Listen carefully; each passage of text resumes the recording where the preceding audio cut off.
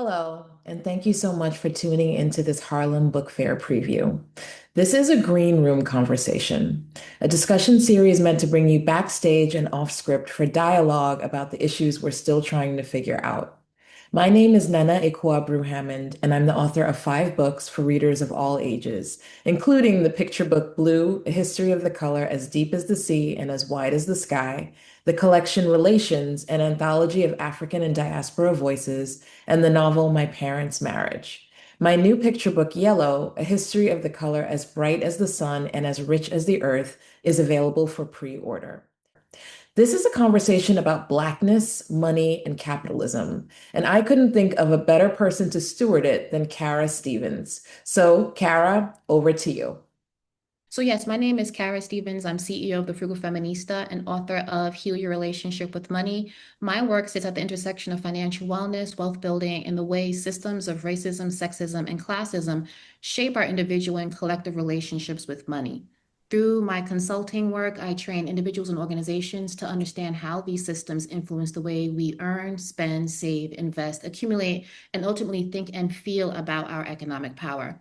For today's conversations, I'm super excited. I spent time with our authors, public interviews, book descriptions, excerpts, reviews, and other publicly available material. And we'll use this conversation to explore some of the broader questions and themes their works raise as both books ask us to reconsider our relationship between race, capitalism, and wealth and social good in distinct ways.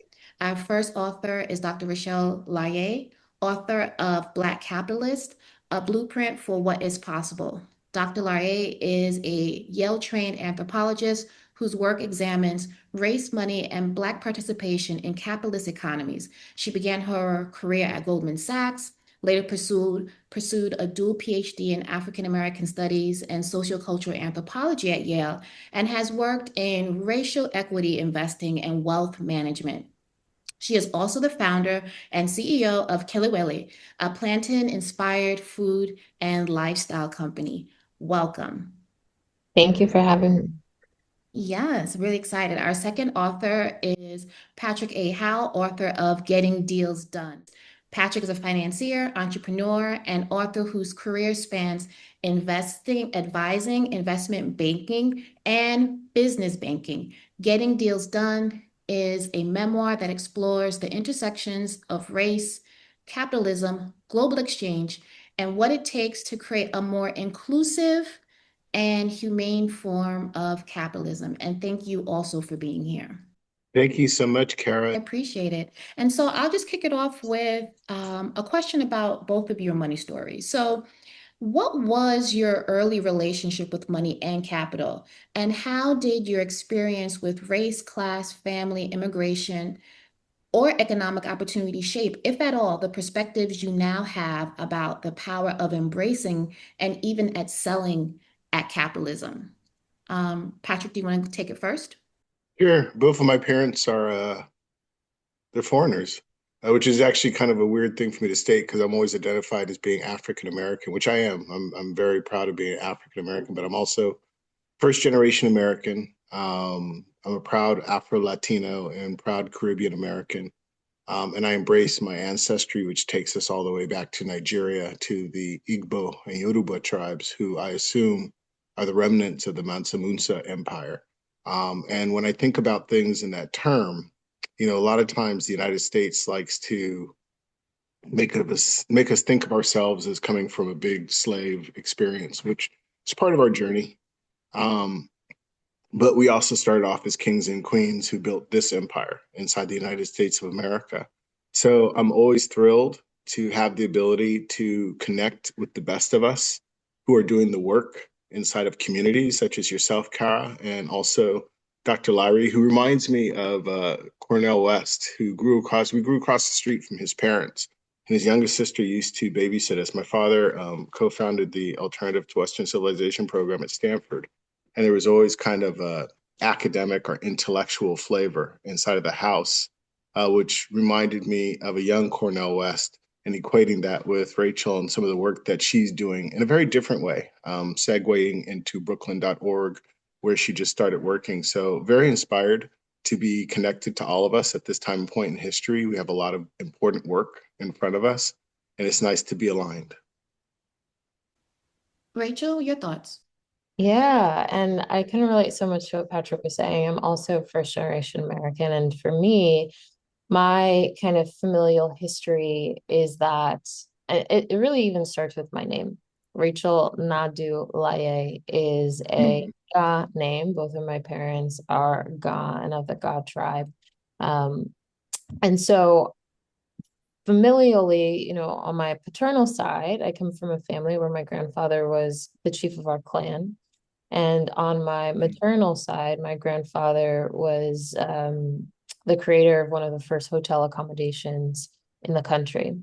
When my mom came to this country, she chose downward mobility in service of this kind of elusive American dream, really around this idea of how can she create more opportunities, even for her unborn children at that time. And so when she came here, it was really with that understanding of America as a place of opportunity. But it was also the case that, I mean, through a lot of savviness, a lot of tremendous hard work, and a lot of sacrifices, my mom, through a affordable housing program and a lottery system, was able to purchase her first home in this country in what was at the time the wealthiest county in Northern Virginia. And it is what you might imagine: white picket fences, nuclear families, all white. And here I was, growing up in a culturally, traditionally Ghanaian home, but everything around me was everything but that. And so I found myself in spaces of privilege and authority, but never felt as though I actually had power within them, because I was having such a different and isolated experience. And so much so it felt as though I was kind of existing within the margins of these elite spaces. And every depiction of wealth that I saw was attributed to whiteness because of the kind of conditions of where I grew up. And it made me ask the question as a young girl, what does it mean to be Black and wealthy? What are the trade-offs? What is the cost? How is that achieved? And so those are some of the generative questions, just by my embodiment of being a young Black woman, and having certain resources provided to me on account of my kind of academic excellence. When I went on to have a full ride scholarship to attend an all-girls boarding school for high school. And, those experiences only compounded where I found myself in spaces on account of my academic merit, but again, not on account of my family's immediate financial situation. And so it still always begged the question of how can you be in spaces, but not of them, leverage the resources in those spaces, but not be consumed by the outputs that those systems and structures create, which ultimately led me down this path of Black capitalism. My first foray into kind of my professional career was on Wall Street. And so many of the questions that I got from many of my classmates at the time at NYU as well, that's Wall Street, that's the belly of the beast. That's like kind of a sellout play, or at least that was the positioning. And so early on, it was these questions of how does one exist in these spaces and reconcile some of the contradictions that come with being in a place like Wall Street, but then also being trained in my scholarship as a Black studies scholar and having a lot of familiarity with critical race theory and the canon when it comes to Black capitalism and racial capitalism specifically. And so how do we hold all of those things together? And so much of my work has wrestled with the notion that we exist in contradictions. America is a contradiction. Our relationship to capitalism is really no different, and it requires a kind of sobriety and an honesty and a strategy around how we can exist in these systems, be in them, but not of them, but also kind of subvert the tools of capitalism in service of communal outcomes as well. And so that was kind of where I started as a child, and so much of my framing that really kind of set the course for the work that I do now. That's interesting because for some people who may have had similar backgrounds, the response to the experiences might have been completely different, to actually want to do some completely against capitalism or something completely subversive. So that's an interesting way to segue into this conversation. And I'll start with you, Rachel, when you talk about the complexity and nuance of capitalism. It's important for us to understand, like, when you speak about capitalism, what exactly do you mean? Because for many of us, capitalism, especially as African Americans or those of the diaspora, is viewed as an exploitative experience historically and presently. And Mhm. so, so when you think about that, what definition do you offer for this conversation? Yeah, and I'm so grateful that you took us there because definitions do become really important because even the notion of Black capitalist, the title of my book, generates a lot of visceral reactions to your point, Kara, because when you consider the history of the transatlantic slave trade, how we were the labor force that built the system where others have benefited and we have not, and been rather exploited and that value extracted, it creates a very difficult terrain for us to even navigate a conversation about Black participation in capitalism from the vantage point of empowerment or from the vantage point of agency or agentic capacity. But all the same, it's how do we hold these things in tension? Because it is the case, and some might argue this or consider it a hot take, that the tools of capitalism are race neutral.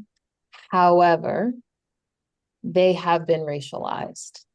And that's what accounts for that history that you spoke to, Kara.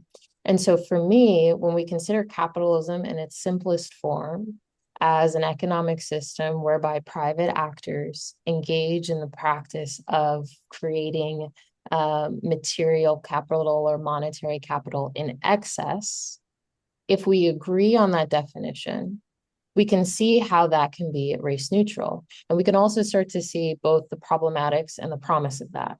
The problematics being that even if you substitute a exploitative, and people might have an image, especially when we consider white people have been the greatest beneficiaries of Black labor. If you imagine the white person to be the capitalist, then what we're also saying is that shell of whoever that person is, the capitalist, can be filled with anybody conceivably in terms of, again, a private actor engaging in the means of production to create excess capital as an output for themselves.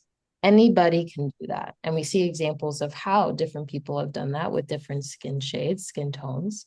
And we have conversations point to Jay-Z, and people will say all number of things. And he's been, in popular conversation right now. But again, I think that's where I start when it comes to a definition around what is capitalism, but then also understanding how have we as a community related to capitalism, what has been our participation or the ways in which we've been forced to participate, but then also leaving room to think through how can we participate differently with a strong and deep understanding of the tools of capitalism, how we actually use them, and how we can galvanize social good around them.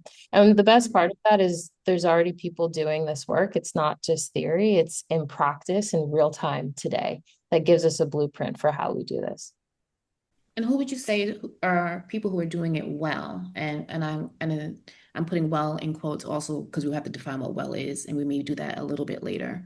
Sure, sure. I think one case study that I love to talk about, and before I talk about that, I think it's also important to consider that we have so many different entry points when we talk about participation in capitalism. There's the consumer entry point, there's the entrepreneurial entry point. Some of us are corporate professionals, so we all have different lenses by which we even engage in capitalism. And so because of that, there are different opportunities for how we can think about our participation based on the seat that we have. And many of us occupy more than one, but that's just a framing that I think is important because this case study that I'm going to speak to is really from the kind of entrepreneurial lens. And so some of us might have heard of Isuzu. Isuzu, which started back in 2018, is a fintech company. And their co-founders, Wamimu Abbey and Samir Gol, really went into this work with the notion of how do we create financial visibility for this country's most financially invisible people. And when we talk about financial invisibility, we're talking about credit. credit a tool of capitalism. It's what literally creates the grounds for which wealth can be generated over time. And so often the case when people come to this country, immigrants like my mom, they have no credit history, financially invisible, essentially.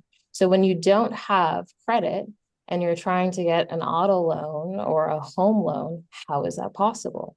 And then you start to see how this then informs the racial wealth gap. And we talk about these different indices of home ownership or access to capital for business owners. You start to see how it shows up and how credit is a fundamental tool that creates that disparity. And so they said, we know a number of these people who are financially invisible are also renters, which of course, because it's hard to get a home loan when you don't have credit history. If we can prove and show to the major bureaus, that these people regularly pay their rent on time, and we report that to the credit bureaus, that can be a way in which they start to build financial visibility. And so they did that. And they continue to do that. And within 4 years of launching in 2018, they became a unicorn business. That means that they're valuated over $1 billion. And today they have incredible stories in which they've been able to deploy millions of dollars of access to capital for people to get access to auto loans, home loans, et cetera. And so it's a beautiful example of how you use the tools of capitalism astutely with an understanding of what actually builds wealth, who has been left out of that wealth narrative, and how do you create an opportunity for them? Because from the investor perspective, good business is good business. And if you can profit off of that, but then also having that understanding of what is actually going to change or move the needle in terms of social good. And this is a way that you do that. And so that's, again, just one example from the entrepreneurial sense of how people are doing this and really subverting the tools and the outcomes to create more access and equity for people who otherwise have been left out of the narrative of wealth generation. Patrick, what about you? When you use the word capitalism, what exactly do you mean? And do you believe exploitation is inherent to capitalism, or is exploitation a way capitalism has historically been practiced within particular political, racial, and economic systems? Yeah, my father's from Trinidad and Tobago. Dr. Eric Williams is the founder of the independent state of Trinidad and Tobago from colonial Britain. And he penned the book Capitalism and Slavery, in which the original thesis was slavery is the direct descendant and offspring of slavery. And since we're in a country that hasn't reconciled its past, hence our current dysfunction from a moral inability to reconcile what was done, I think, and having spent my entire career in the belly of the beast at Fortune 500 companies, working on Wall Street, working with capital market formation, I can tell you that the only thing that capitalism has done really is create a ongoing disparity and conversation, like in an endless loop of hell, where we just keep redoing the exact same thing over and over and over again. So yeah, the hope would be for reformation of capitalism within inside of the system, but also just a frank acknowledgement of precisely what has happened inside of the United States of America for these past 400 years, which has been really our current state of dysfunction, where we have no real reconciliation of a generation, a people, an entire king-making apparatus that created this kingdom, but we haven't participated inside of the system. So a lot of what Rachel said resonated with me on a very profound level. Even I don't know if it's so much trauma, but the journey that we take as young people that are involved inside of majority white structures, and what that means. Because there's so many times where I'd be inside of rooms in Newport Beach or New York City, at the Yale Club. And I would love to have access to those rooms because my father was a political scientist. And as a political scientist, I've had a front row seat at the study of power and those structures. And so it was fascinating, from a father that would talk to me about the virtues of Andrew Carnegie or Henry Ford or Rockefeller, and speak about the virtues of doing it yourself from, not only that perspective, but also from a Trinidadian perspective, where there was a majority Black population of, teachers, prime ministers, business people, and understanding what it is that we're actually capable of doing. And so there's a lot of dynamics that go on in the context of capitalism. It's a very nuanced situation, very rich, but I think that the first thing that we have to do is just admit where we're coming from. And I don't think that that's ever been done. I think the natural second step is just an apology. And it's interesting having a conversation with Max Rodriguez all these months in preparation for the Harlem Book Fair because the apology is the most humane thing that could take place on a very fundamental basis. An apology in the U.S. Constitution for what occurred 200 years ago.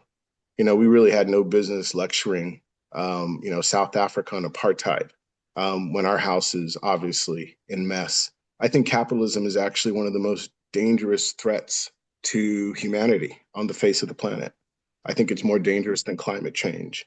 If you talk to Prime Minister Mia Mottley in Barbados, she is made essentially from a country that has no resources, a population under 230,000, a literacy rate of 99.6, and used exceptional brain power, leadership, to advocate for the Caribbean, where so many of those islands are submitted to climate change that have occurred because of the greed of Fortune 500 oil and gas companies and their insatiable need to be able to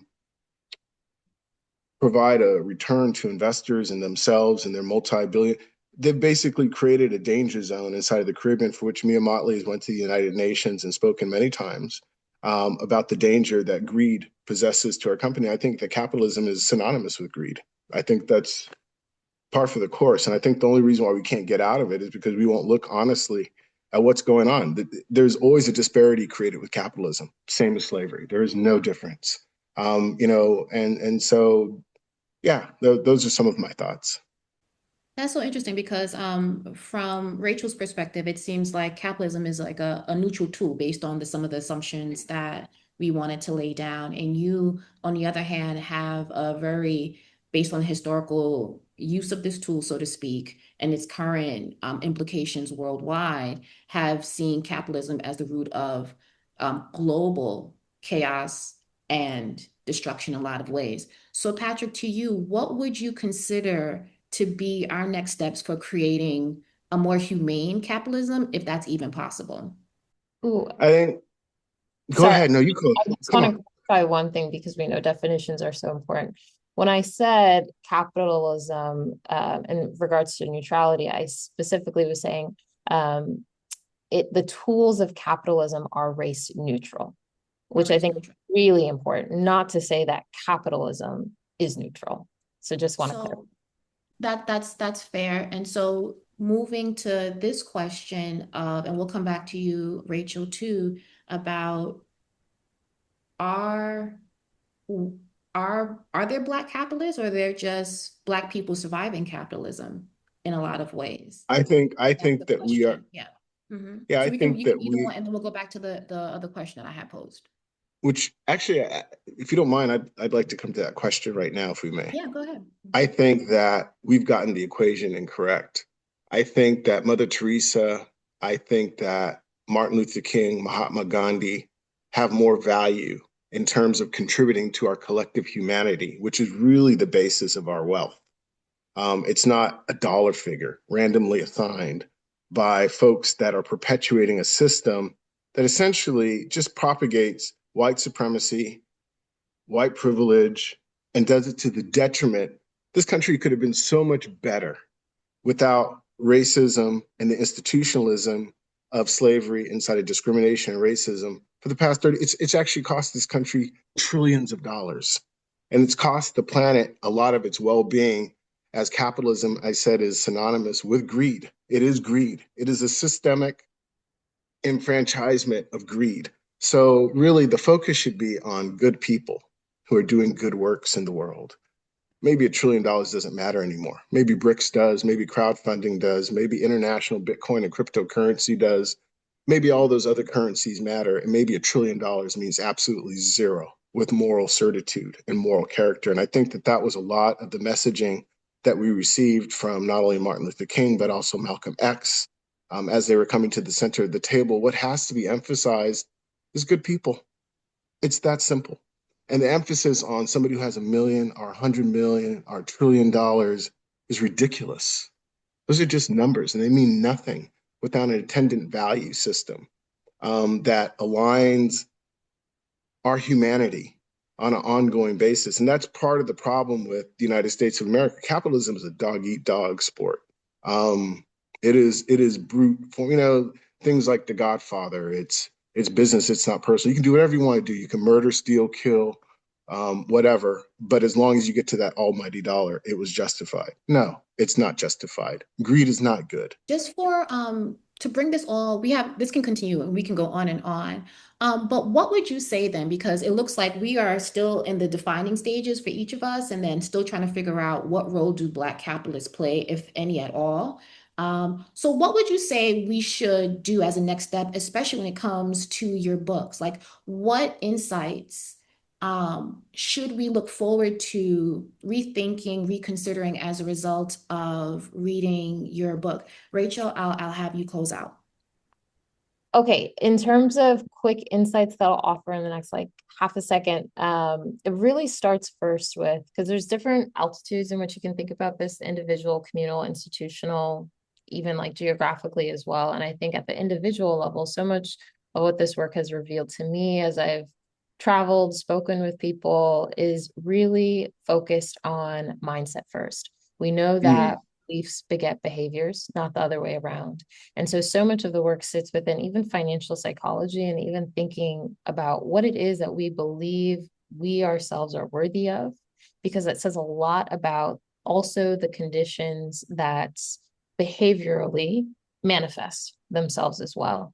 And so much of the conversation from there also thinks critically about scarcity mindset, gatekeeping, some of the behaviors in which at a communal level, when you kind of lean into that beyond the individual level, starts to ask the questions of, if we are to organize or think strategically or move strategically in a kind of Pan-African sense, globally as well, what is going to be required of us at the individual level in terms of our mindset and our relationship building or interactions, interpersonal relationships with people, in order to actually materialize the kind of financial or economic dreams that we have. Because there's also the reality of we just need to sustain ourselves day after day after day in a way that is sustainable intergenerationally too. And so I think so much of the work starts there, of really having that kind of reality check of how do we hold things in the balance, and what are the checks and balances around what it is that we dream up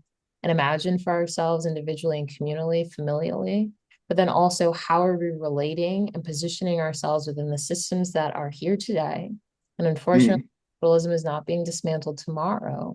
So how do we be in, but not of, and do that in community in a way that's going to really activate that true well-being that was spoken to before? But with that, I do have to go, but thank you so much for the time. Yeah, and no, thank you for your time, Rachel. And Patrick, same thing to you. When we grab a copy of your book, what are we expecting? What can you expect readers to walk away, or hoping that readers walk away from after reading your Yeah, I memoir? like to dovetail off of Rachel's comments. I think that focusing on community and focusing on a mind shift switch is really what's of paramount importance. And I think that in my book, Getting Deals Done, I focused on peopleism versus capitalism as being a complementary ideology to democracy, something that focuses on people and communities and our well-being. So my answer would be peopleism. Okay, I love that. And I just want to, do you have any last words for the Harlem Book Fair viewers and readers that are listening in on this? Absolutely. I am so excited about what Max has put together. When I think about the Harlem Renaissance 100 years ago, and we're celebrating that centennial at the event, that was the beginning of African expression and American expression on a world culture basis. I don't think hip hop, Michael Jackson, any of that's possible without the Harlem Renaissance and the ideas that came forth from that moment. So I'm so inspired by the work that Max has done tirelessly for 27 years, advocating for not only literacy, but Claude McKay, Paul Laurence Dunbar, Count T. Cullen, Zora Neale Hurston, all the founders of the Harlem Renaissance and what they were able to do. Now we want to conjoin that with that culture, the culture that we've created inside of global culture, and align it with our capital. So I'm really excited about the work that we're going to be doing next week, Saturday. And Kara, thank you for pulling us together inside of this conversation. And what a delightful discussion and delightful way to be introduced to you. Well, thank you. And I just want to thank you both. I know Rachel had to jump, but thank you for your time. Thank you for taking the time to write a book that offers a new, fresh perspective on how we can begin to rethink these systems and help us think about a new future, what's actually Mm. possible when we center people. And I want to thank everyone that has viewed or is viewing or is sharing this content on this panel. And I want to welcome all of you to continue this conversation by following Patrick. Can you share your social handles? Yeah, I've got a Getting Deals Done handle on Instagram. Also on Instagram, the Dispatches from the Vanguard, which was my previous book, and also something around the Global I Am, or the Global Independent African Arts Movement. And then on LinkedIn, feel free to find me at either Global Market Intelligence and Media, as well as the Caribbean Community of Venture Capitalists. Well, that's wonderful. And you can find me, Kara Stevens, on LinkedIn at Kara Stevens. And you can find me at thefrugalfeminista.com and on Facebook, Frugal Feminista, and on Instagram, Frugal Feminista. And thank you so much from the Harlem Book Fair.